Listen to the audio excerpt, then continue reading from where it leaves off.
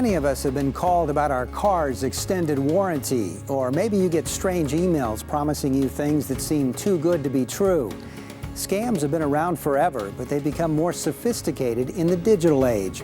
We're going to talk with the experts who deal with this type of fraud to learn more about it and how to not become a victim. That's tonight on Speaking of Nebraska.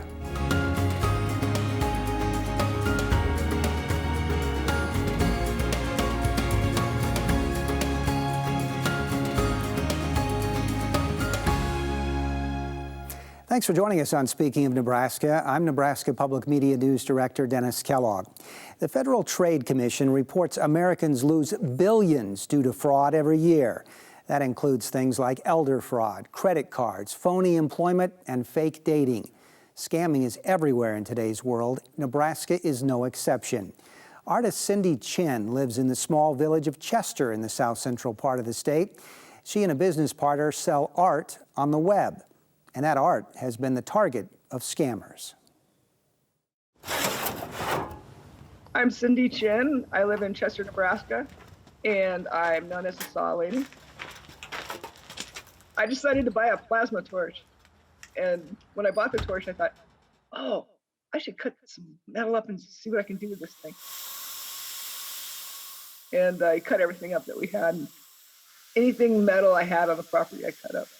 We were at a yard sale and Art found some saws and he said, hey, how about cutting designs and saws? I'm like, I don't know, I can try that. And 2 months later, I was a saw lady.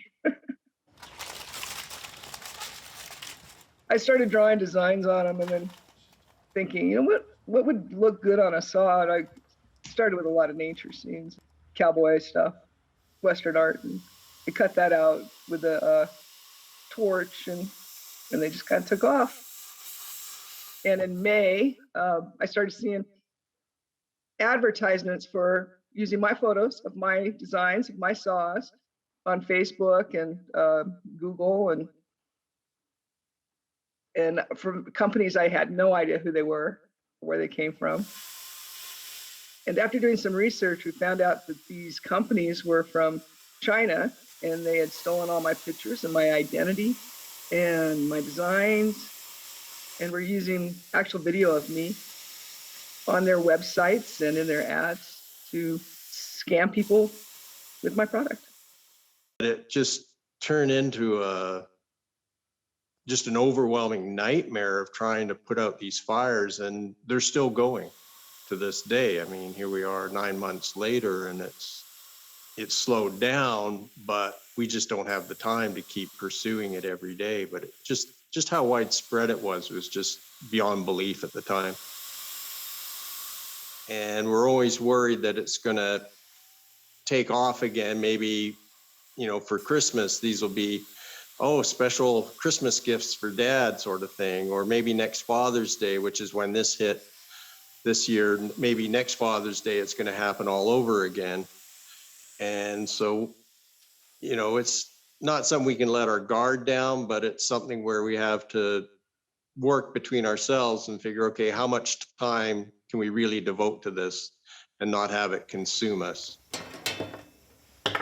Creating the artwork for the orders, to tracking the orders, to fighting the scammers, to get the ads taken down, to stop the orders from coming in. And it was just all consuming for months. It slowed down because we've gotten all of the ads stopped on Facebook, and that took about 2 months. And a lot of people helped us do that. Joining us now is Chris Brest, a supervisory special agent with the FBI specializing in white-collar crime. Thank you very much, Chris. And Jim Haggerty, the president and CEO of the Better Business Bureau in Nebraska, South Dakota, and Southwest Iowa. Thank you as well for being with us on Speaking of Nebraska. Hey, my pleasure. We saw the story of Cindy Chin of Chester and her artwork online being targeted by scammers. If you sent money to these criminals, in this particular case, you're either going to get some kind of cheap knockoff product or you're not going to get anything at all. How common is that? Well, unfortunately, when Chris and I watched this, you didn't see our blood pressure go up or anything because we see it all the time. It is so common. And the thing that we noticed about the piece is that these business owners are really to be commended for the work that they've done to try to get some of those sites shut down, because it's very difficult. Almost every major retailer in America faces this, where they've got crime gangs, criminals stealing images of their products, their services, creating these illusionary websites, and then getting them out there. That they're well funded, in many cases extremely well funded, pretty sophisticated. So they do a lot to boost their presence on Facebook or Amazon or wherever it might be. So they draw a lot of traffic, and they draw an awful lot of people in, and it's tough to get them shut down. So I think that, for those that are watching, I think it's safe to say that don't count on us being able to get all of that stuff shut down. Really, this is about being more aware, more informed, and understanding the landscape that you're dealing with, and being a bit more diligent about the sites that you're buying products and services on. Chris, you deal a lot with white-collar crime, things like Ponzi schemes to identity theft. Are we seeing more scams in Nebraska compared with past years? So there is definitely a trend upward in the frauds and the scams. The FBI does a lot of studies based on the trends for these types of crimes. And a lot of the data that we pull comes from the Internet Crime Complaint Center, or IC3. It's not only a hub for receiving tips on scams and frauds, but that's the best resource we have to kind of judge where the trends of those kinds of crimes. Over the past 5 years, there's been over 2 million complaints and $13 billion in loss. Mm-hmm. I would say Nebraska is not in the top 10 of victims or losses, but there's definitely a trend going that way. 2020, Nebraska saw about a little over 2,000 complaints and over $4 billion in loss. Wow. And so we're going through the pandemic. We're dealing with COVID. More people are at home. More people are online, on their computers. What has been the impact? I'll start with you, Chris. What has been the impact of COVID on scamming? Well, that's just it. With the fact that everybody is home, everybody is turning more towards the internet and networking through a social distance environment. That's really driven the ability to scam or defraud individuals, because it's a much more impersonal setting, and there's fewer face-to-face contacts. So it gives a little bit more trust to individuals that maybe you don't necessarily see every day. Jim, obviously, as we mentioned, more people online, but we have the holiday shopping season coming up, and that means we're going to have even more people online. What's the outlook? Are you concerned about what's ahead? Yeah, we're super concerned.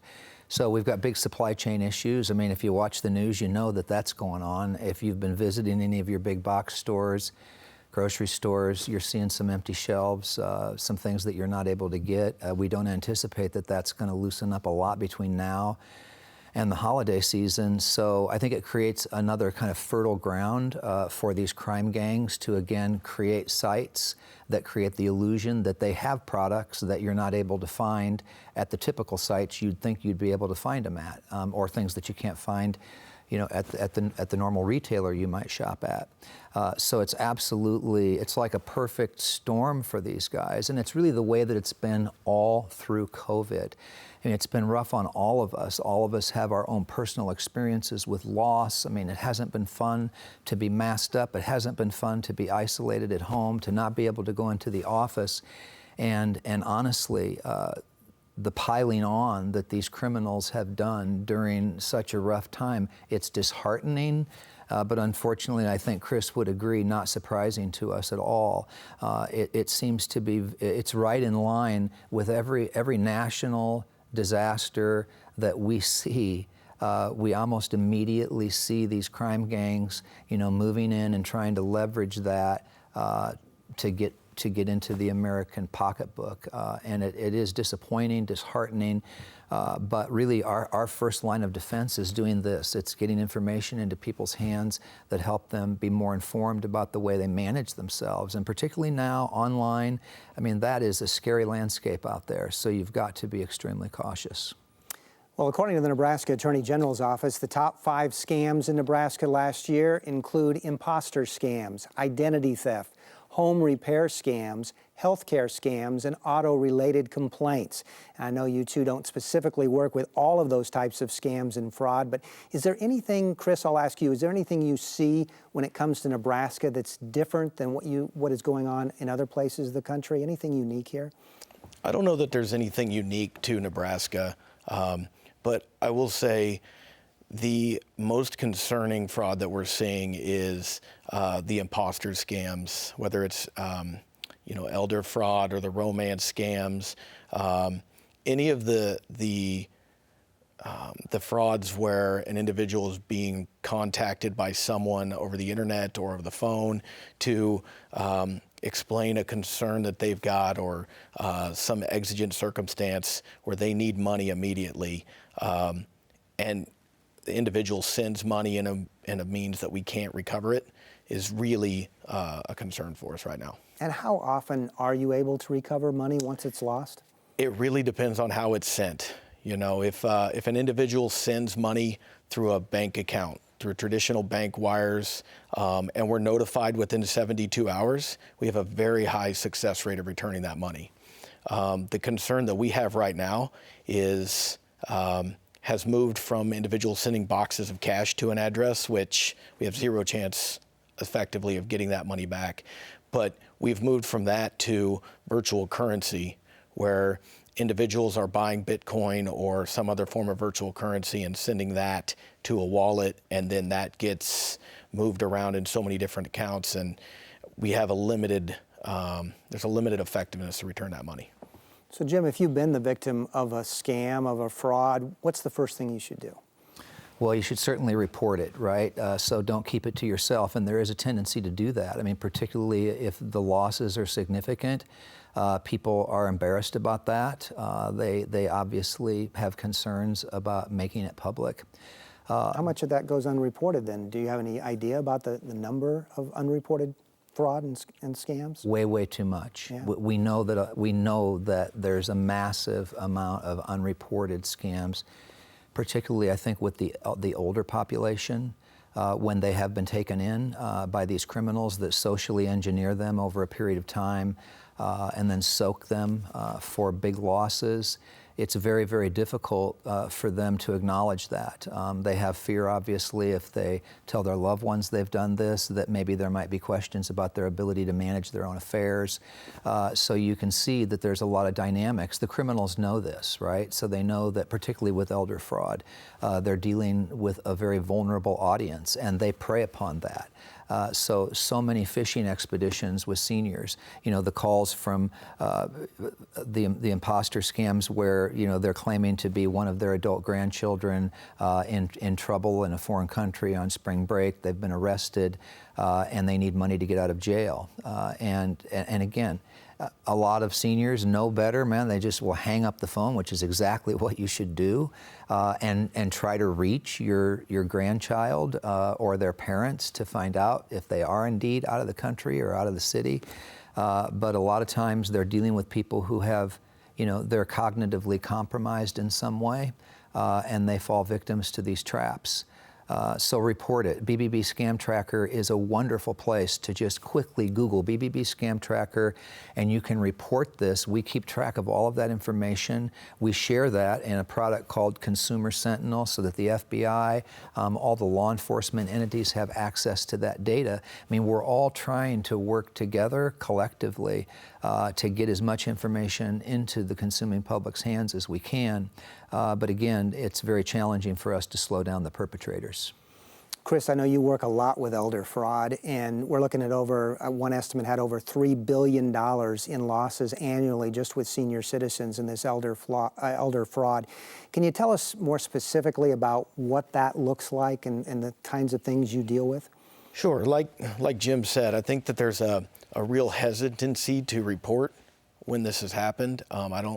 there's some embarrassment level of being defrauded or caught up in a scam, as well as all of the other examples he gave. But what we see a lot of is the romance scams, the individuals reaching out to the 60 and over population and developing some type of meaningful relationship over email or phone. And these individuals have never met in the real world. And that turns into a situation where they're tugging at the heartstrings of the individual that's being scammed and asking for money, whether it's somebody is in jail and needs help bailing out, or we've had cases where they say that they're going to be murdered if this money isn't provided to their kidnappers in a foreign country, something to that effect. But it generally relates to the subject, the scammer tugging at the heartstrings of the individual who's really just looking for some type of relationship with the individual on the other end of the phone. Jim, the Better Business Bureau released a lengthy report last month about efforts to target job seekers. An estimated 14 million people are exposed to employment scams every year, with $2 billion in direct losses. Those are massive numbers. Tell me a little bit more about this report, what you found as you are looking into this employment fraud. Well, I think the important point is that 2 billion, the 14 million, that's not like a collective number. That's just a year. Right, so like you said, that is a massive number.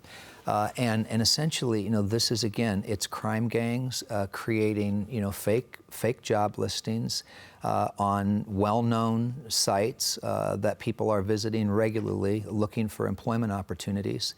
And they're pulling them in. They're creating these illusions that they have jobs that are available. They go through interview processes online. In those interview processes, they collect a lot of personal information from these individuals. I mean, just as you would when you're filling out a job application, you may be giving your Social Security information, your age, your driver's license number, and all of that information is used then to steal these people's identity. So not only do they ultimately find out there was not a job, they've coughed up all of this sensitive information about themselves. But many of these people are hired, and they're hired to do illegal work. I think 65% of these job scam issues were related to reshipping scams. And these are instances in which criminals, often offshore, are using stolen credit cards to buy expensive electronic devices here in the United States. Typically, the retailers will not ship them overseas, so they need a third party, a mule. So they hire these mules to be reshippers for them.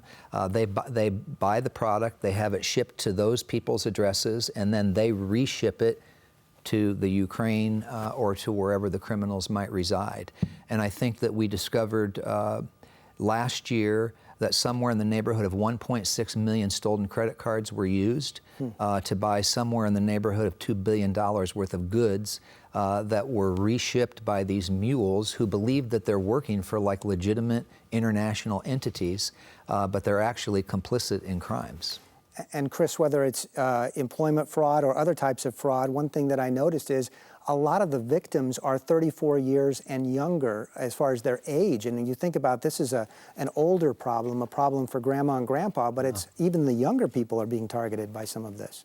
Well, and I think that a lot of the Internet of Things, right? We are much more a global community with the prevalence of the internet and everything in your home being connected to some type of internet access. So I think that there's a lot to, yes, the elder fraud is a concern, but just the amount of presence that everyone has on social media or on the internet really lends itself to vulnerabilities. So what are the red flags, Jim, that somebody should look at when I've got this great offer in front of me, but what are the red flags you should be considering before you get out your credit card and go for it? Well, who is this company? First of all, do some research. If it's an obscure name, you've not heard of them, you want to check them out. Make sure that you can find them in a way that you haven't been directed to find them by them. So don't call a number that they've provided. Don't use a URL that they've provided. Do independent research. And it's a great idea to contact us, reach out to us, let us know that you're considering this work from home opportunity. And listen, if it involves reshipping goods, right? If that is the job that you are being hired to do, that is like a massive red flag. It's like the tip-off to the rip-off that you may be falling into one of these reshipping schemes.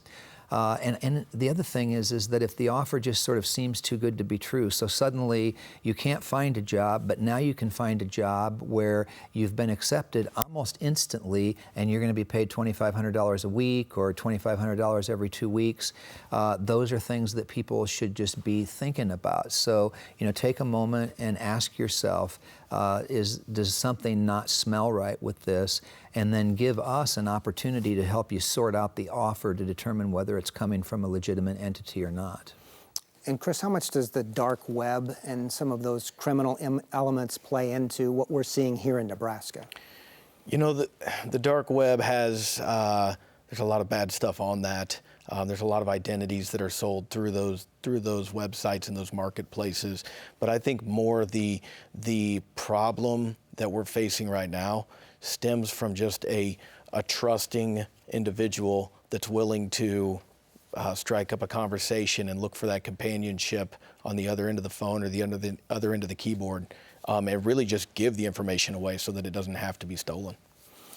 Just have about 90 seconds or so left, but Jim, we hear about having people call the Better Business Bureau to report businesses that they don't think are acting honorably.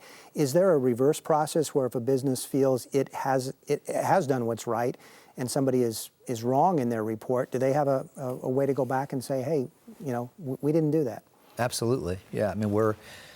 We investigate everything. So if a complaint comes in, if an issue is raised about a business or their practices, their products, their services, we don't just look at that and take whoever's providing that information's word for it. We dig in, contact the company, and clearly, if a company has any concerns about their name being misused, their products and services being misrepresented, we want to hear about it so that we can help them get it straightened out as quickly as possible.